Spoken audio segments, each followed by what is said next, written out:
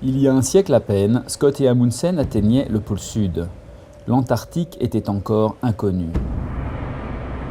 Aujourd'hui, le 6e continent est devenu une sorte de boule de cristal que les scientifiques interrogent. En plongeant dans ces glaces millénaires, on lit le passé et on défriche l'avenir. La glace a piégé dans ces cristaux des bulles d'air vieilles de plusieurs centaines de milliers d'années. L'Antarctique est ainsi la mémoire de la Terre.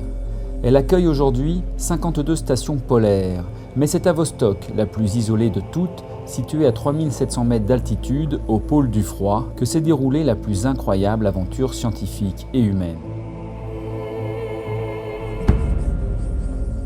Dans un huis clos glacé, Russes et Français ont travaillé ensemble, main dans la main, pour arracher à l'Antarctique ses secrets les mieux gardés. Mètre par mètre, ils ont percé les 3700 mètres de la calotte glaciaire pour extraire des milliers de carottes de glace, fragile mémoire de notre planète. En 50 ans, les hommes de Vostok, scientifiques, foreurs et mécaniciens, ont exhumé 400 000 années de climatologie des glaces de l'Antarctique. Mains gelées, souffle court, cœur serré, ils ont inventé une nouvelle science, la paléoclimatologie. Ils ont prouvé au monde que l'action de l'homme était responsable de l'accélération du réchauffement de la planète. Les hommes de Vostok ont éveillé la conscience écologique mondiale.